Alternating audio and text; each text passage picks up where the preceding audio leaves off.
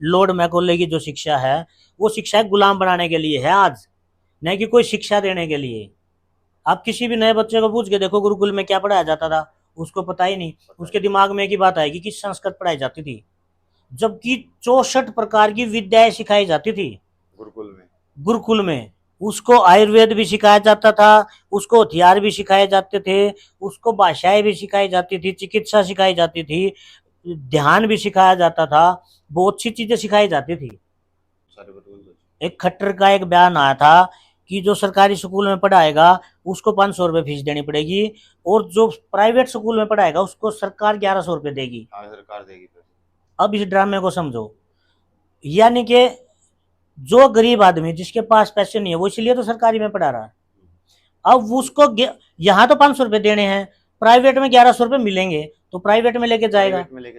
अब प्राइवेट में लेके जाएगा तो इसका मतलब है स्कूल के अंदर बच्चे कम होंगे, क्लियर बात है।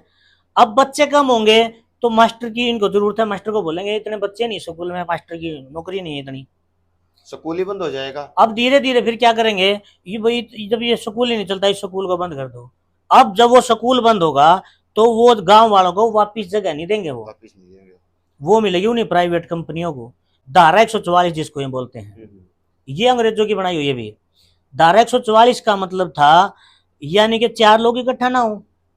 इन्होंने हमारे आदमियों को पुलिस में लगाया, हमारे आदमियों को ये कानून सिखा दिया धारा 144, हमारे आदमियों को डंडी पकड़ा दी लठ, हमारे आदमियों को ही मारने के लिए पकड़ा दिया कि 4 आदमी इकट्ठे ना हो। 4 आदमी इकट्ठे ना होगा मतलब था 4 आदमी इकट्ठे होंगे तो ये बागी बन सकते हैं, कुछ विचार इनके अंदर आएगा और ये बगावत करेंगे, और ये 1857 की क्रांति दोबारा ना हो जाए इसलिए इन्होंने धारा 144 लागू कर दी।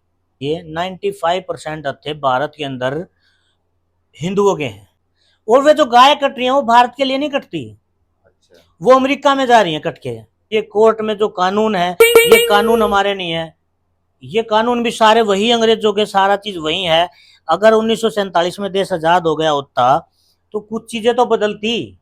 आपने क्या चीज देखी जो 1947 के बाद देश में बदली हो? यहाँ का सारा सिस्टम फर्जी है, यहाँ का जो ये तो पूरे विश्व लेवल की थी, बीमारी के नाम पे सारा ड्रामा गया, ये सारी फर्जी है।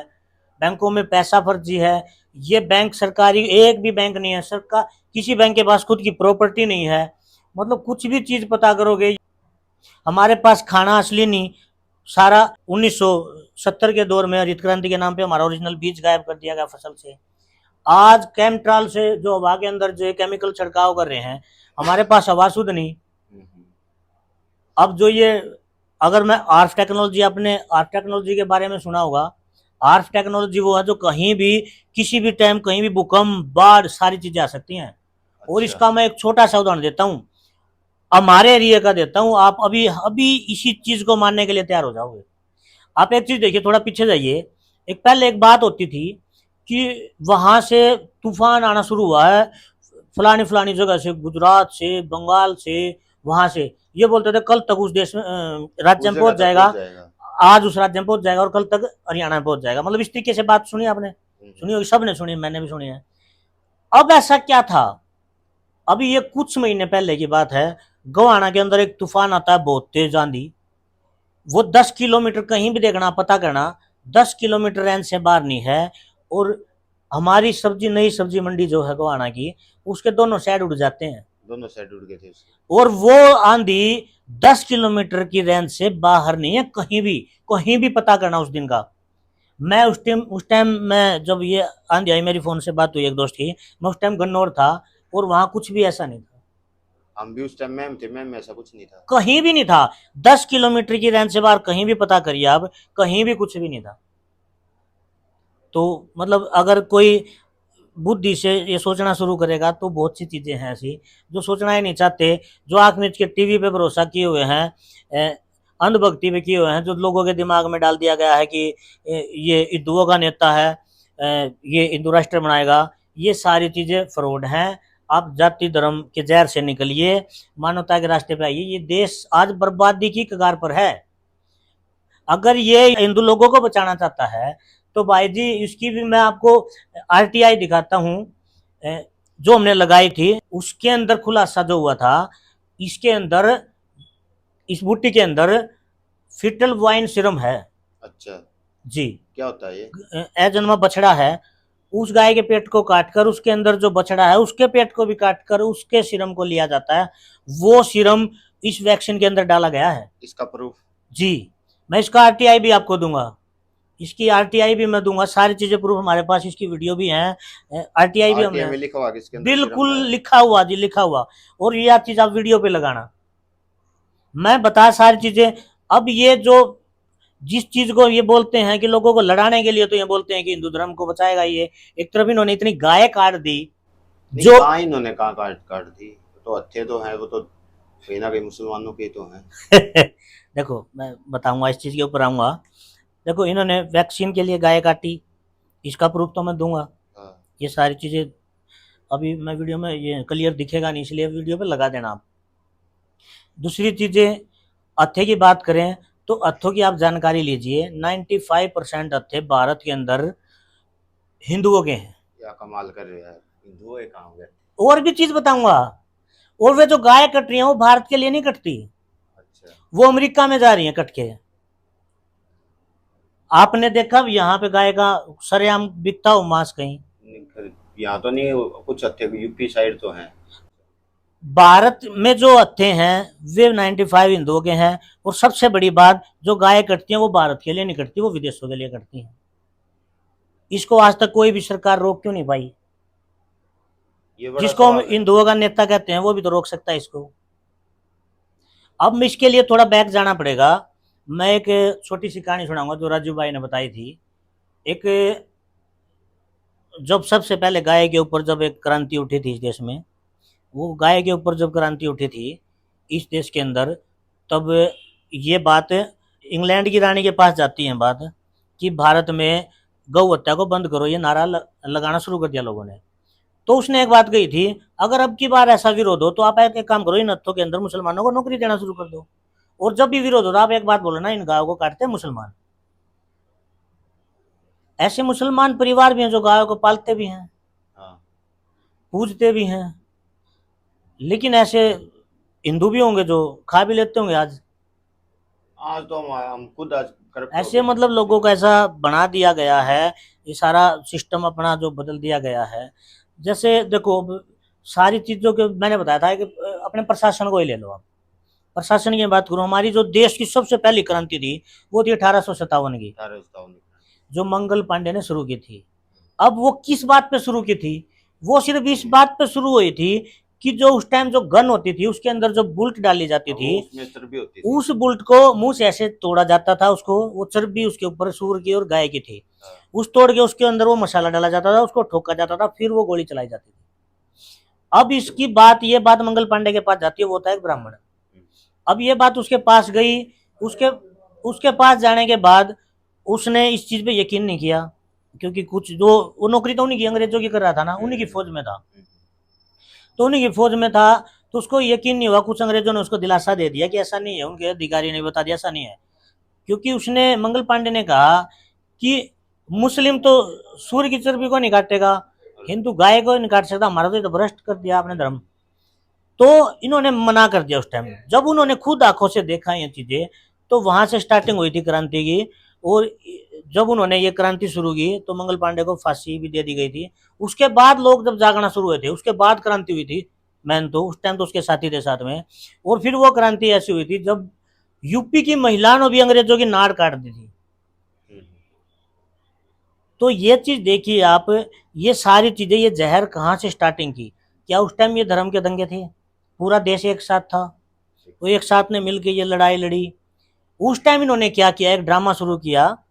उस टाइम 1857 के बाद इन्होंने हमारे आदमियों को नौकरी देना शुरू किया, पुलिस बनाई हमारे आदमियों को नौकरी देने के लिए। उनकी फौज थी वो अलग था, हमारे आदमियों के लिए पुलिस बनाई उन्होंने। वहां से स्टार्टिंग हुई हमारे आदमियों की पुलिस की। उन्होंने क्या किया, उसके बाद एक कानून बनाया सबसे पहले, कि जो लाइसेंस रखेगा वो ही हथियार रख सकता है, जिसके पास लाइसेंस नहीं है वो हथियार नहीं रख सकता। क्योंकि हम उनसे लड़ सकते थे तो हथियारों से लड़ सकते थे, हमें कमजोर बनाने के लिए उन्होंने एक बिल, कानून बना दिया। और जिसके पास लाइसेंस नहीं है, हथियार नहीं है, तो सबके घरों में छापे मारे गए और सबके हथियार घर से निकाल दिए। एक प्रकार से हमें कमजोर बना दिया गया। उसके बाद एक और कानून लेके आए हैं लोग, जो जिसका जो धारा 144 जिसको ये बोलते हैं, ये अंग्रेजों की बनाई हुई है भी। धारा 144 का मतलब था यानी कि 4 लोग इकट्ठा ना हो। इन्होंने हमारे आदमियों को पुलिस में लगाया, हमारे आदमियों को ये कानून सिखा दिया धारा 144, हमारे आदमियों को ही डंडी पकड़ा दी लठ, हमारे आदमियों को ही मारने के लिए पकड़ा दिया कि 4 आदमी इकट्ठे ना हो। 4 आदमी इकट्ठे ना होगा मतलब था 4 आदमी इकट्ठे होंगे तो ये बागी बन सकते हैं, कुछ विचार इनके अंदर आएगा और ये बगावत करेंगे और ये 1857 की क्रांति दोबारा ना हो जाए, इसलिए इन्होंने धारा 144 लागू कर दी। वहां से पुलिस स्टार्ट हुई। ये पुलिस आज कहीं भी देख लो, जहां आप छोटी से छोटी रिपोर्ट लिखवाने जाओ, कुछ भी करवाने जाओ, हो सकता है आपको 10 चक्कर काटने पड़े। लेकिन अगर एक बिजनेसमैन रोड के ऊपर आता है तो पहले से रोड खाली मिलेगा आपको। तो ये हमारे लिए है जो टीवी में दिखाया गया है, या उन पूंजीपतियों और मंत्रियों के लिए, पूंजीपतियों मंत्रियों के लिए है। ये उन्हीं के लिए थी, उन्हीं ने अपनी सेवा के लिए इन्होंने बनाया था, हमें डंडे मारने के लिए, हमारा शोषण करने के लिए बनाया था, और आज भी इसीलिए ही है। हमारा असली कानून तो हमारी पंचायत है जी, वो मैंने उस वीडियो में भी बताया था आपको, ग्राम सभा जो है वो सबसे ऊपर है। अब एक चीज देखिए आप, जैसे अब सरपंचों को एक बदनाम किया गया कि सरपंच पैसे खाते हैं, ये सरपंचों के ऊपर एक बात आई, सरपंचों की एक लिमिट बना दी कि इतने पैसे मिलेंगे, इस पैसे में उनको काम चलाना पड़ेगा। अब सरपंचों से हम मिले, जैसे इसके ऊपर सरपंचों के पास एक मैं सबसे बड़ी खुलासा करूंगा सरपंचों का, जो उन्होंने दिल से बताई ये बात कि सरपंचों के पास पैसा कुछ नहीं बचता है, सारा एक चौधर का रोड़ा है। एक जो एक हरियाणा के अंदर जो एक चलन है ना मैं का, सिर्फ वो है, पैसा कुछ नहीं बचता। दूसरी चीज चलो मान लेते हैं सरपंच पैसे खाता है, ठीक है, लेकिन वो 5 साल रहेगा तो गांव में, उन्हीं गांव जिन लोगों से उसने वोट लिए उन गांव के लोगों के पास रहेगा, उन्हीं के बीच में बैठेगा, उन्हीं से नजर भी मिलानी है। लेकिन जिस एमपी एमएलए को हम वोट देंगे वो तो हमारे पास आता ही नहीं, वोट लेने के बाद। कम से कम सरपंच गलत कर, हमारे दुख में दर्द में हमेशा हमारे साथ। हम सरपंच की गर्दन पकड़ सकते हैं अगर वो गलत करता है, लेकिन उस एमपी एमएलए की कैसे गर्दन पकड़ेंगे जो हमारे पास आता ही नहीं वोट लेने के बाद। आप किसी भी गांव में जाइए, गांव के बाहर एक बोर्ड लगा दिया गया, आपने देखा हो तो, निर्मल भारत, देखा होगा। अब वो बोल रहे हैं कि गांव की सफाई करवाएंगे जोड़ों की, ये चीज सुनी होगी आपने। अब एक तरफ इन्होंने अखबार में कटिंग देनी शुरू कर दी, न्यूज दिखानी शुरू कर दी, गांव को शहर की तर्ज पे खड़ा करेंगे, कर दी ये चीज। अब एक चीज देखिए, वो जो जिसको वो ठेका दिया गया है गांव के जोड़ की सफाई का, वो जो उस जिस स्कीम के तहत वो जोड़ साफ कराया जाएगा, उस स्कीम का नाम पता क्या है? Indo Israel project. Indo Israel, वही इजराइल, ईस्ट इंडिया कंपनी की थी, वही इजराइल उस जोड़ को साफ कराएगा। अब गेम को समझना थोड़ा सा, ये इसलिए बता रहा हूँ कि यहाँ से हमें क्या पता चलेगा कहाँ से हमारा टैक्स देना शुरू हुआ, कैसे हम धीरे धीरे गुलाम बनते चले गए, इस सोच का। अब ये क्या करेंगे, इंडो इजराइल प्रोजेक्ट के साथ ये जोड़ को साफ करा देंगे, उसको पक्का कराएंगे। पक्का कराने के बाद क्या बोलेंगे, भाई गांव में सफाई होगी। अब एक काम करते हैं, सफाई होगी तो इसके अंदर झींगा पाल लेते हैं, मच्छी पाल लेते हैं, वो पालने शुरू कर देंगे, वो भी उनके ठेकेदार होंगे। अब वे बोलेंगे भाई इतनी सफाई होगी तो इसके साथ में एक पार्क भी खोल दो, यानी शहर की तर्ज पे, जो बता दिया ना शहर की तर्ज पे। अब गाँव वालों को भाई जोड़ भी साफ होगा, पार्क भी बन गया, बहुत अच्छी तरक्की हो रही है। अब वो चीज होगी, अब पार्क भी बन गया, ये चीज बन गई, वो बोलेंगे यहाँ पे एक जिम भी खोल दो भाई, बच्चों को जरूरत है सुबह आते हैं घूमने के लिए, आओ वो जिम खोल देंगे। अब युवा बच्चे वहां पे आएंगे तो वो बोल देंगे भाई यहाँ एक बार भी खोल देते हैं, एक ठेका भी नहीं कर देते हैं, गाँव वालों को बाहर जाने की जरूरत ही नहीं। अब दिमाग में डाल दिया, इतनी चीजें होगी, सारी सुविधा हमने गाँव के अंदर मिल गई, तो वो एक बात बोलेंगे, देखो भाई सारी चीज की सफाई भी हम करते हैं, आप एक काम करना शुरू करो। लोगों के दिमाग में एक भी बात डाल दी जाएगी, आप एक काम करो 10 रुपये महीने का दे दो, इसकी सारी सफाई सारा देख रेख हम करेंगे। अब आप बोलोगे 10 रुपये तो कोई ज़्यादा नहीं है, जब इतना काम कर रहे हैं और सफाई कर रहे हैं, तो यही आएगा सवाल तो दिमाग में। अब आप एक चीज़ देखिए, उस 10 रुपये ज़्यादा नहीं है, लेकिन 10 रुपये का मतलब है आपने जब 10 रुपये देने शुरू किए तो आपने मान लिया ये जगह हमारी नहीं है। ये तो इसका मतलब ये है कि हमने मान लिया ये जगह हमारी नहीं है। अगर आज आप 10 रुपये शुरू करोगे तो 1 साल बाद वो 50 भी होने वाले हैं, वो 100 में भी बदलेंगे और 5000 में भी बदलने वाले हैं। कहीं ना कि स्वच्छ भारत का नारा दिया जा रहा है, और वो जो गलियों में सफाई करने वाले यार उनके हमारे से पैसे लिए जा रहे हैं। तो थोड़े दिन बाद हम ये भूल चुके होंगे कि हमारी जगह है। जैसे ये सरकारी स्कूल है, ये किसकी जगह थी? हाँ, इस जगह तो अपनी थी ये सारी। जिसकी भी जगह पे स्कूल खुले हैं, ये जगह उन्हीं ने दान दिया है, हमारे बच्चे पढ़ेंगे। हाँ, हाँ। और इसका ज्यादातर स्कूलों का किसी ने पैसा नहीं लिया, ये स्कूल के नाम पे वैसे ही दे दी। अब आपको पता है हरियाणा के अंदर कितने स्कूल, सरकारी स्कूल बंद हो चुके हैं। हाँ, बहुत सारे बदल। एक खट्टर का एक बयान आया था कि जो सरकारी स्कूल में पढ़ाएगा उसको 500 रुपये फीस देनी पड़ेगी, और जो प्राइवेट स्कूल में पढ़ाएगा उसको सरकार 1100 रुपये देगी। हाँ, सरकार देगी पैसे। अब इस ड्रामे को समझो, यानी कि जो गरीब आदमी जिसके पास पैसे नहीं है वो इसलिए तो सरकारी में पढ़ा रहा है। अब उसको यहाँ तो 500 रुपये देने हैं, प्राइवेट में 1100 रुपये मिलेंगे तो प्राइवेट में लेके जाएगा। प्राइवेट में लेके जाएगा। अब प्राइवेट में लेके जाएगा तो इसका मतलब है स्कूल के अंदर बच्चे कम होंगे, क्लियर बात है। अब बच्चे कम होंगे तो मास्टर की इनको जरूरत है, मास्टर को बोलेंगे इतने बच्चे नहीं स्कूल में, मास्टर की नौकरी नहीं है इतनी, स्कूल ही बंद हो जाएगा। अब धीरे धीरे फिर क्या करेंगे, ये भाई जब ये स्कूल ही नहीं चलता इस स्कूल को बंद कर दो। अब जब वो स्कूल बंद होगा तो वो गांव वालों को वापिस जगह नहीं देंगे, वापिस नहीं देंगे, वो मिलेगी उन्हीं प्राइवेट कंपनियों को। अब वे प्राइवेट कंपनी किसकी है आप ये देख लो, फिर वही सारा कारपोरेट को गया ना, सारा का सारा। ये सारा लोगों को बर्बाद करने का एक सिस्टम है, हमें पता ही नहीं चलता, हम इस मानसिकता के कैसे गुलाम हो जाते हैं। अब आपने गाड़ी ले ली, गाड़ी देखिए, आप रोड टैक्स देके गाड़ी लेते हैं, वो शुरुआत में ही होता है। अब आप दिन में 10 बार रोड तक जाओ, पानीपत जाओ, सोनीपत जाओ, किसका टोल, किस चीज का टोल? जब रोड टैक्स आपने दे दिया तो हर बार रोड पे जाने का टैक्स क्यों दे रहे हो आप? लेकिन हम सवाल नहीं करते। सवाल हो भी तो इसको सुनने वाला कोई नहीं होता। ये बड़ा मुद्दा है कि एक आम आदमी आवाज उठाए तो किसके खिलाफ उठाए, और एक आवाज बात आदमी ये जब है, उठाता है आवाज। लोगों को ये बात समझ भी तो आनी चाहिए, आवाज तो उठाएंगे, ये बात समझ भी तो आनी चाहिए, समझ ही नहीं आती। इब्राहिम लिंकन ने ये बात कही थी कि अगर लोगों को इस पैसे का खेल पता चल जाए ना, जो पैसे का ये सारा खेल जो मैंने बताया, कि उसी रात क्रांति हो जाएगी। उसको उसका ही पता होगा, आपने मरवा दिया गया था।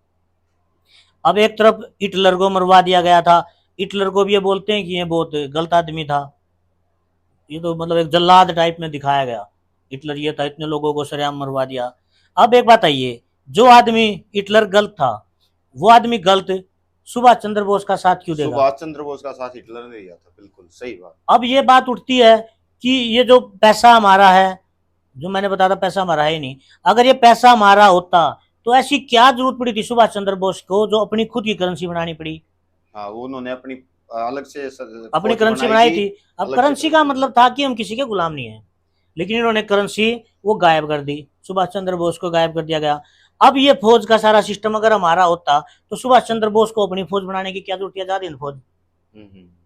लेकिन ये बातें हम लोग भूल चुके हैं, बच्चों को नहीं बताई जा रही। जो सारा एजुकेशन जो सिस्टम जो बताया था मैंने, लॉर्ड मैकॉले की जो शिक्षा है वो शिक्षा गुलाम बनाने के लिए है आज, नहीं कि कोई शिक्षा देने के लिए। आप किसी भी नए बच्चे को पूछ के देखो गुरुकुल में क्या पढ़ाया जाता था, उसको पता ही नहीं, उसके दिमाग में एक ही बात आएगी कि संस्कृत पढ़ाई जाती थी, जबकि 64 प्रकार की विद्याएं सिखाई जाती थी गुरुकुल में। उसको आयुर्वेद भी सिखाया जाता था, उसको हथियार भी सिखाए जाते थे, उसको भाषाएं भी सिखाई जाती थी, चिकित्सा सिखाई जाती थी, ध्यान भी सिखाया जाता था, बहुत सी चीजें सिखाई जाती थी। लेकिन वो सारी चीजें हमें पता ही नहीं, हम भूल चुके हैं वो सारी चीजें। तो हर तरीके से देश को खत्म करने का ये गेम है, और ये चीजें पूरे विश्व लेवल पे चली हुई हैं। जो ये न्यू वर्ल्ड ऑर्डर बोलते हैं जिसको, ये न्यू वर्ल्ड ऑर्डर पूरे विश्व लेवल का एक खेल है। इसीलिए इन्होंने पूरे विश्व के लोगों को ये जहर की ये बूटी लगाई गई है। और न्यू वर्ल्ड ऑर्डर का मैं पूरा प्लान बताऊं तो इनका जो कहना है, एक देवकी नंदन है जो टीवी पे आते हैं, वो श्री कृष्ण के बारे में काफ़ी बातें बताते हैं, तो उसके खुद के बयान है, मैं वो वीडियो भी आपको दूंगा। और जो न्यू वर्ल्ड ऑर्डर का प्लान है, पूरे न्यू वर्ल्ड ऑर्डर का मैं अगर शॉर्ट में मैं एक छोटी सी बात बताऊं तो पूरे विश्व से, जो पूरे विश्व की जनसंख्या है वो 800 करोड़ के करीब, 800 करोड़ में से जो 2030 तक, इसको बोलते हैं न्यू वर्ल्ड ऑर्डर को एजेंडा 21 2030 नहीं 2021 से 2030 नहीं है, 2030 का मतलब तो है 2030 तक पूरा करना है, और 21 का मतलब है सिर्फ पूरी दुनिया में इनको 21% लोग चाहिए, बाकी लोगों को ये मार देंगे। और ये जो न्यू वर्ल्ड ऑर्डर का हिस्सा जो जहर लगाया गया है, इनका जो टारगेट वो है कि पूरे विश्व से जो 800 करोड़ की जनसंख्या पूरे विश्व की है, इसमें से 750 करोड़ लोगों को 2030 तक इन लोगों को मारना है। इसके बारे में जो आप बात कर रहे हो, कुछ ऐसे रिजल्ट हैं मार्केट में कि इसके लगाने के बाद कुछ गड़बड़ आप एक चीज देखिए, 2021 से पहले की आप जानकारी लीजिए, 2021 के बाद देखिए, आप ये देखिए आज कितने लोग हार्ट अटैक से मरने शुरू हो चुके हैं। पहले के मुकाबले ज्यादा। 2021 से ज्यादा पुरानी बात मैं नहीं कर रहा, 2021 के बाद लोग हार्ट अटैक से मरने शुरू हुए। खाने पीने के कारण हो रहा होगा तो 2021 में और अब में कितना फर्क हुआ है? तो फिर ज्यादा फर्क 2-3 साल का ही। तो इतने लोग कैसे मर गए? एक खुलासा हुआ था, मैं उसकी रिपोर्ट आपको दूंगा शाम तक। अब तक पूरे भारत से 3.5 करोड़ लोग मर चुके हैं इस बूटी के कारण। अब उससे अलग ये तो वो हैं जो रिकॉर्ड में हैं, जो हो सकता है किसी सरकारी जगह में जिसका रिकॉर्ड चढ़ा है, घर में कितने मर रहे हैं जिनका किसी को खुलासा ही नहीं, वो लोग कितने। अब ये चीज देखिए, अब एक चीज देखिए आप, कितने लोग heart attack, cardiac arrest, brain haemorrhage, लकवा, कितने लोगों की याददाश्त कमजोर हो रही है। पहले में और अब में एक और है अंतर, पहले हार्ट अटैक होता था तो ऐसा बोला जाता था कि 2-3 चांस मिलते हैं बंदे को, वो तीसरे अटैक में मरेगा। अब ऐसा हो रहा है बंदा नहाने के लिए गया, वहीं पर नहाते नहाते मर गया, पहली बार में ही खत्म। तो ये चीज देखिए, ये इसी को तो बोलते हैं ना कार्डियक अरेस्ट। हार्ट अटैक में थोड़ा समय भी मिल सकता था और बच भी जाता, लेकिन कार्डियक अरेस्ट तो ऐसा मैं बोल रहा हूँ, बोलते बोलते मैं बस चला गया। ऐसे बहुत सारे केस अभी आ रहे हैं, इसकी मेरे पास बहुत ज्यादा वीडियो मेरे पास बहुत ज्यादा वीडियो ऐसी हैं जो चलते चलते, गाड़ी चलाते चलाते, यहाँ तक कि पायलट तक को हार्ट अटैक आ चुका है जो जहाज चला रहे हैं। तो ये चीज देखिए आप, गाड़ी चलाते चलाते हर तरीके से हार्ट अटैक आने शुरू हो चुके हैं। और पूरी दुनिया में ये केस क्यों बढ़ रहे हैं? चलो खाने पीने में एक देश में बदलाव हुआ होगा, तो पूरी दुनिया में कैसे हो गया? तो कहीं ना कहीं हमारे शरीर के अंदर ही वो डोज डाल दी गई है जिससे सारी गड़बड़ हो। इस बीमारियों की जो जड़ है, ये डोज भी है, जो केमिकल छिड़काव हो रहा ये भी है, जो लोगों को इतने दिन तक सांस नहीं लेने दिया गया, अब कार्बन डाइऑक्साइड छोड़ते रहे, उसको लेते रहे, ऑक्सीजन की शरीर में कमी हुई, शरीर तो कमजोर हो, ये सारी चीजें, ये भी इसका कारण है। इंफोला, रेमडेसिविर जो बैन ड्रग्स हैं वे दी गई, वे सारी चीजें इसके लिए जिम्मेवार हैं। और आपने देखा होगा तो एक बेड है मेडिकल के अंदर और कम से कम 10-20 ऐसे बेड बिछे हुए हैं, एक सिलेंडर है, सबकी पाइपलाइन एक ही है, सबके ऊपर ऑक्सीजन लगी हुई है। अब सपोज करो एक सिलेंडर को अगर रोक दिया जाए तो एक ही मिनट में अगर 10 लोग लाइन में तो 10 लोग मरे। अब उनकी गिनती किस चीज में होगी? कोरोना, इस महामारी में, इस फर्जी बीमारी के बारे में। अब एक चीज देखिए, जब ये बीमारी चलाई गई कोई दूसरे टेस्ट भी हुए थे? देखो टेस्ट ही नहीं, यही टेस्ट होता। तो बाकी बीमारियां कहाँ गई थी? अच्छा, किसी को नॉर्मल खांसी जुकाम है क्या, चलो खांसी जुकाम है, खांसी जुकाम हर साल होता है तो नॉर्मल है, नॉर्मल, या पहले नहीं होता था? पहले यही टेस्ट कराना पड़ता था पहले तो नॉर्मल खांसी जुकाम की कोई सिंपल दवाई लेते थे हम, चाय बना पी ली, काढ़ा बना पी लिया।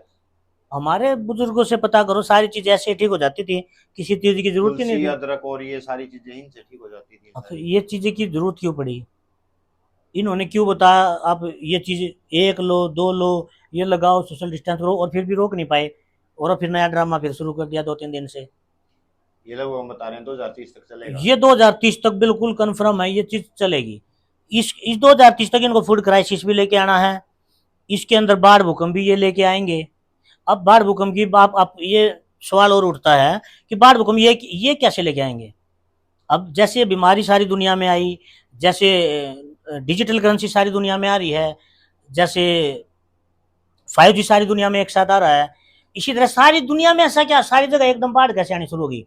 भारत में नहीं, आपने देखा होगा सारे देशों में बाढ़ आनी शुरू हो चुकी है, भूकंप आने शुरू हो चुके हैं, तूफान चक्रवात आने शुरू हो चुके हैं। ऐसा क्या सारी दुनिया में एक साथ क्यों रहा है?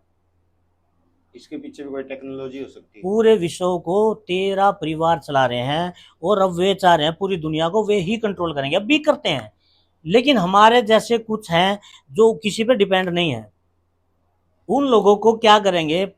अब जैसे किसानों की खेती खत्म करनी है, आम आदमी के रोजगार खत्म करने हैं, जिनकी सरकारी नौकरी है नौकरी खत्म करनी है, जिनके शरीर है उनको केमिकल डाल के शरीर को धीरे धीरे खत्म कर ही रहे हैं। मतलब हमारे पास, वो बताया था ना मैंने, अपने पास हमारा खुद का कुछ नहीं रहेगा और हम खुश रहेंगे। एक पेंडेमिक ट्रीटी है एक WHO की, उस पर साइन करने वाला है भारत। अगर उस पर साइन कर दिया उसको, अगर आप पेंडेमिक ट्रीटी को आप पढ़ लोगे ना, आप के होश उड़ जाएंगे भाई साहब, पैरों तले से जमीन चली जाएगी। अच्छा जी। अब रूस ने इनसे समझौता कैसे तोड़ दिया। अब ये जो G20 की मीटिंग थी दिल्ली के अंदर, क्यों नहीं आया रूस? क्योंकि रूस सारी बातें समझ चुका है। इस ड्रामे का सबसे पहले खुलासा तंजानिया के राष्ट्रपति ने भी कर दिया था। उसके 3 दिन बाद दिखाया गया था कि उसको हार्ट अटैक से मौत हुई है।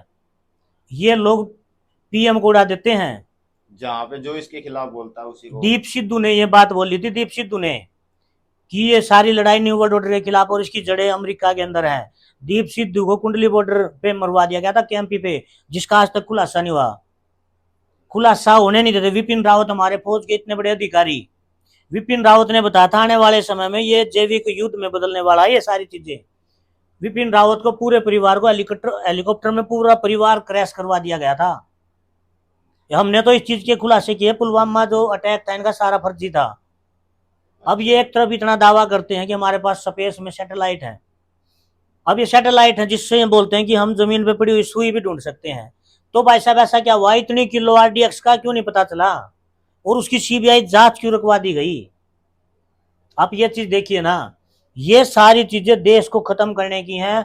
देश को ये बिल्कुल हमारा सारी चीजें नष्ट कर देंगे। जो पेंडेमिक ट्रीटी है जो लेके आ रहे हैं ना, इसके अंदर तो ऐसे ऐसे कानून हैं, जैसे पुराने टाइम में बोलते हैं ना कि किसी की बहू बेटी राजाओं को पसंद आ गई तो उसको उठा के लेके चले जाते थे, वो दौर आने वाला है पेंडेमिक ट्रीटी में। अगर उन्होंने बोल दिया ना कि इस घर में इस बहू बेटी को शक है, उन्हें कोई प्रूफ देने की जरूरत नहीं, कोई टेस्ट कराने की जरूरत नहीं, शक के आधार पर पेंडेमिक ट्रीटी में लिखा हुआ है।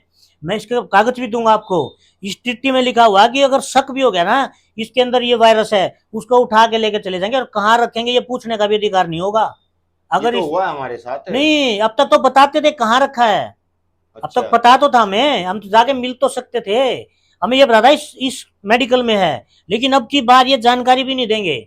अगर आपका खेत है उसमें फसल है, फसल तैयार हो चुकी है, उसने बोल दिया ये बात इस फसल पे शक है, इसमें वायरस है, तो खड़ी फसल में आग लगा देंगे। अगर उन्होंने बोल दिया इस घर में वायरस है तो उस घर को आग लगा देंगे वो। ये पेंडेमिक ट्रीटी जिस दिन साइन होगी तो तानाशाही मचने वाली है। और एक एडवांस बात बता देता हूं आपको, अभी दिसंबर में ये राम मंदिर बहुत बड़ा मुद्दा है। राम मंदिर के नाम पे पूरे देश के अंदर झांकियां निकलेंगी और झांकी निकलेंगी, क्योंकि बाद में बताते हैं ना ऐसा हुआ, इसके पीछे षड्यंत्र था, तो लोगों को जस्ती नहीं। मैं एडवांस बोल रहा हूँ, ये वीडियो में लाइव बता रहा हूँ। अभी जनवरी के अंदर जब ये राम मंदिर के सारे शहरों के अंदर ये झांकियां निकलेंगी तो दंगे शुरू करवाएंगे ये लोग दोबारा धर्म के नाम पे, क्योंकि इन्हीं को ये जो हिंदू रक्षक वाले हैं ये इन्हीं को सपोर्ट ये करते हैं। इन्हीं के गोरक्षक हैं, तकरीबन सभी नहीं, लेकिन बहुत से गोरक्षक भी इन्हीं के हैं, RSS भी इन्हीं की है। ये जो धर्म के जो दिखावे के झंडे ठा रहे हैं, क्योंकि इनको धर्म का पता ही नहीं, असली धर्म क्या है, सनातन क्या होता था हमारा, इनको पता ही नहीं। लेकिन ये इनको लोगों को लड़ाना है, जब तक ये लड़ाएंगे तो ये राज कर सकते हैं, क्योंकि हम एक हो गए तो इनका कुछ चल नहीं सकता।